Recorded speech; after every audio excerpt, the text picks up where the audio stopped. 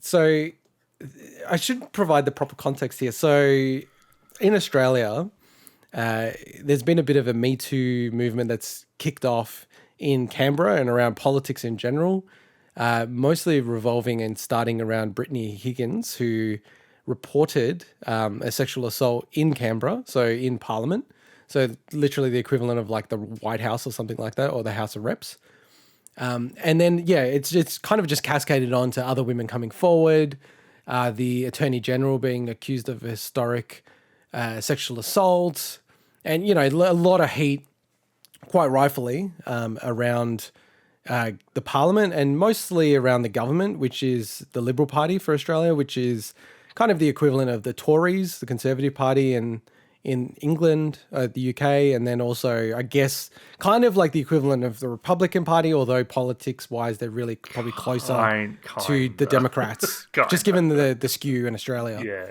But, you know, they are the right, you know, more conservative party for Australia. But like I said, they're pretty much very similar to the Democrats in America in terms of their ideology. It always confuses the hell out of people on Reddit when they hear the Liberal Party in Australia. Yeah, that's true. That's true. But I also don't think it's as consistent in terms of policies and stuff as it is in the US with the split. Yeah, that's true. It's a lot more polar in the US, I feel. Yeah, and one thing that people should know, just a quick crash course in Australia, that, you know, things like video games, it's pretty much consistent across both parties, you know, and we have a really two-party system in Australia. Both parties are very anti-games, reality-wise. Like, neither of them really fought to change the rules or really relax the rules around video games. And video games have always been, like, attacked in Australia, much, much more than in America, like, where they had been attacked, but games are still being released and with R ratings and, you know, no issues about refusing classification, where that happens all the time in Australia, even recently with Disco Elysium.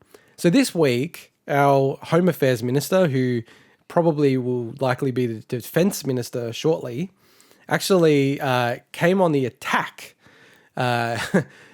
So basically framing this whole argument around something other than the men involved in what they were doing. And I'll just do a quick excerpt. So he was actually chatting to Karl Stefanovic, who, like, actually Americans might have seen Karl Stefanovic on YouTube. There's a lot of funny clips of him, but he's the host of the Today Show. So it's a morning show.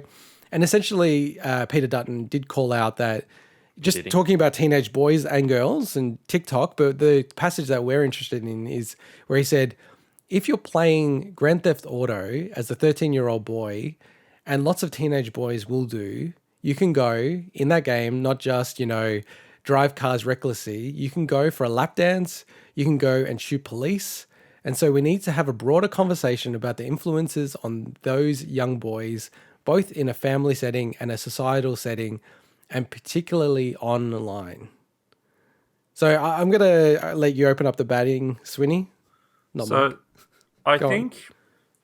I do actually think, so I included a bit more excerpts there, but the reason I did was because I think the context does really matter here, that Dutton is saying basically that the same laws that apply in real life should apply online. So that's why, you know, as you said, he mentioned TikTok and stuff, but then he went off on video games.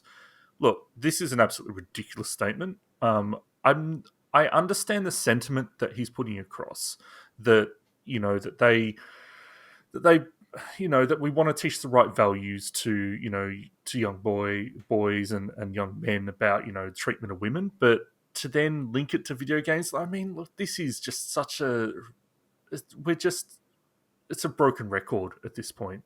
You know, we know that there's been countless studies, especially more so on the violence standpoint. I don't know much, you know, if those studies cover treatment towards women, you know, the fact that you can go to lap dance in GTA, you know, does it have any impact? Look, when we're talking about media in general, you know, I think something like a Nicki Minaj video clip, you know, like, to me, if you're going to be talking about anything, you should be talking about that kind of stuff. But that's just my take. So, yeah, you want to go, Mike? Because I'll go on a long rant.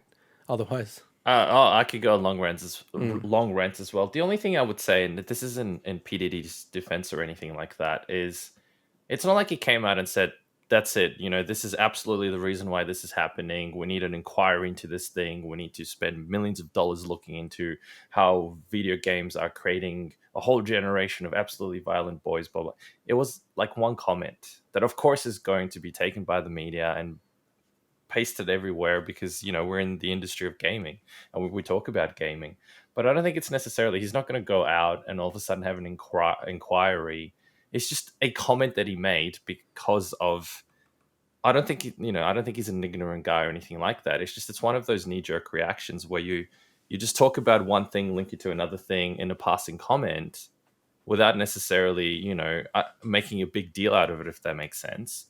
Yeah, but this is not a random thing because ScoMo did raise this as well. No, it's a thing that just comes here and there. It's just but this is a tactic that they're using.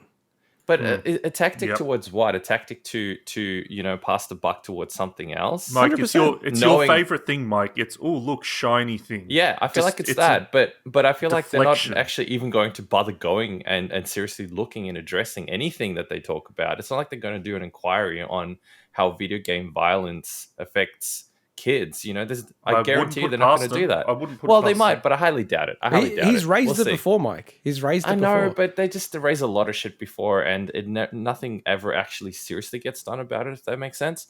But hey, if you really wanted to, you know, start correcting the guy and whatnot, well, you need to address the reason why does a 13-year-old boy even have access to a game like that that's rated R18? And he actually kind of did, you know, at the very start of the, and this is where I think context is also important, Swinny, and you did have a bit about that, where he said that for teenage boys, it's incumbent on parents, first and foremost, to make sure that we are teaching them the right values.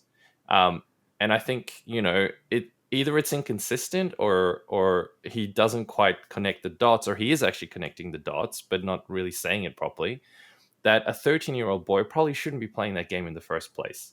Yes, you know, connecting the dots that all of a sudden every 13-year-old boy that's going to play Grand Theft Auto is going to turn into that's absolute bullshit.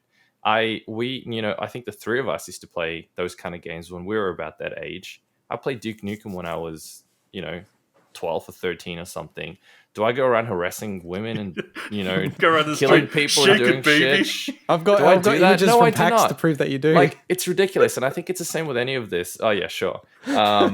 I think it's a minority of people that are causing those kind of issues, and I think there is no, from everything I've seen so far, there's no direct link to say that a person that plays violent video games or whatever ends up being a certain way. I've seen way too many examples of the complete opposite, or the fact that there's absolutely no correlation between the two. What it ultimately comes down to a lot more is the nature of a person and the family they grow up in, and the fact that maybe they're more likely, and this is completely hypothetical, I got no stats to back this up, that if they're in an environment where they're allowed free reign to play whatever the hell reckless game they want, killing people and pedestrians and whatever at age 9 because their parents don't give a shit, maybe there's a bit of a parenting issue going there as well. You know what I mean? It's such a, what pisses me off in the end is that people are making these comments without substantiating anything. Like, there's no real research that's been done to link one with the other. It's just a knee-jerk reaction, and I think, as you guys said, it's probably just to distract from other things. Yeah, I think, like, God, what do you think? The key thing here is, and it's absolute bullshit, this line of questioning and then also trying to draw the attention away from the root cause, which is a massive problem in politics around power and you know, like in general in workplaces. But the stories I'm hearing, and again, at this stage, they're all allegations. Like, we have to acknowledge that, you know, I'm a really big believer in the Western ideals on law and order and how that works, and that someone should be innocent until proven guilty. And I'm actually a really big believer in that. And I think that's really important. And I'm very afraid of where people are going with just, you know, kind of cancelling people, or, you know, kind of treating people as if they are guilty of something, even though they haven't been charged. Unless you got photos of them. Correct. In the offices with pieces out. I know that's Winnie, right? And yeah, but even that, and you know, there is also another element where, you know, when you have 20 women come forward, well, the There's a balance pattern of there. probability says, you know, this person's probably done it, right? But I still believe in the legal system. But in this case, it actually fucking pisses me off where, you know, they have issues internally. They have issues around how they're treating women. They have issues where in Canberra, and this is very rare for Australian business culture, you can't just fire people for no reason in Australia. It's very strong pro-employee laws in Australia, but for whatever reason in Canberra, there's a no-fault firing policy where, as a minister, you can just fire anyone in your staff for no reason, right? So what kind of like power dynamic does it create there where women, you know, even in the hypothetical that they are assaulted, well, they're kind of a bit like, well, if I report this, it's going to cause issues, and they could just get rid of me and say it didn't happen, and it's a he said, she said, and I'm gone. And it's actually, there's no recourse for them to actually say, hey, this is wrongful dismissal or anything like that. So they've got a very sick culture and structure in Canberra. And for them to turn it around and talk about Grand Theft Auto and then youth culture, which is always just a BS argument. I mean, it's the same kind of argument that people make about immigrants. It's just a lazy argument without much thought. It's appealing to the boogeyman out there. It's appealing to conservative people. And by the way, I'm probably a conservative person, right? And I'm a filthy immigrant, so... I'm very careful about what my kids see and don't see. I don't even let my kids really look at YouTube because YouTube has a lot of unfiltered content, even for kids. Yeah. You know, there's a lot of stuff there that I think is inappropriate, even for when it's designed for 3-year-olds. I don't think the messages are right and all these kind of things. So, you know, personally, unfortunately for my kids, I probably wouldn't let them play Grand Theft Auto when they're 13. And, you know, maybe that makes me a bad parent. I'll just accept that. Why would it make you a bad parent? Well, some people think I'm too strict, but parking that, like, you know, that's a personal parental thing. Now, the next step of it saying that, hey, whatever the laws are of the land, they should apply online, almost getting to a point of saying, you know, video games must follow the same laws as the law of the land is one of the most insane and scary and chilling things I've ever heard. Like, if you apply that to movies and TV shows, you basically cut out, it feels like 90% of the content out there, and you're just left with the Christian channel. Oh yeah, you'd be left with Dutton nothing. Would love. Absolutely, and I think games are an artistic expression in many ways. Okay, maybe it's hard to say Grand Theft Auto is an artistic impression. Well, it is an artistic expression. But it is. It is. In its own way. But the part that I don't get in any of this is, did he actually try to link what's happening in Parliament at the moment? Of course he is. That's the whole point. How many ministers and people in Parliament are playing that game? Peter Dutton loves to play GTA.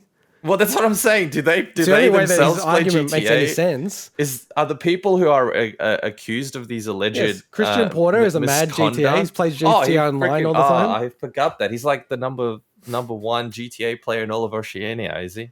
So it's ridiculous. Like the link is just nuts if that's what actually happened. Yeah, it's disgusting. And I think, like, as we saw with Disco Elysium, we're in the wrong side of this already. And it feels like they're trying to push it in an even worse direction, or at least put pressure on that. And I think it's something that the three of us are very passionate about. Like, we're all adults.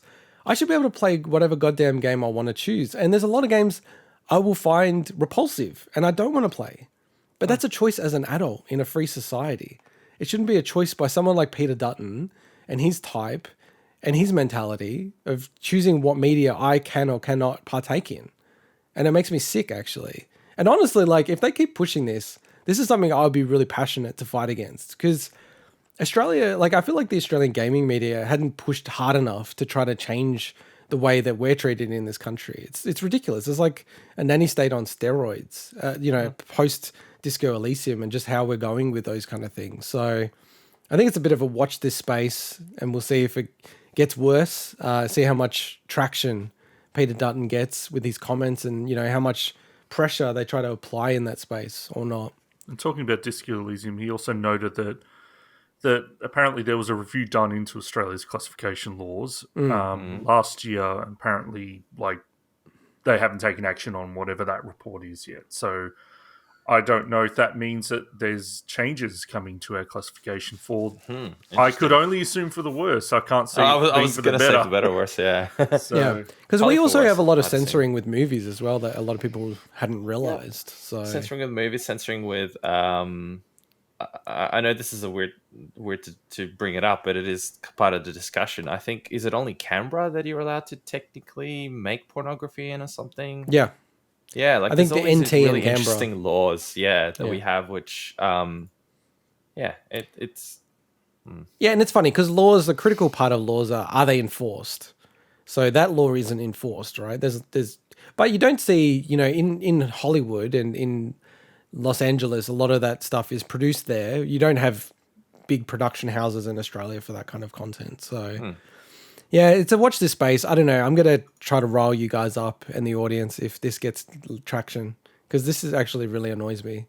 Like, we're all adults now. Like, we can't go backwards from the spot that we got to with having an R18 classification for games. If we go the wrong direction, that's going to be so annoying. All right. In very different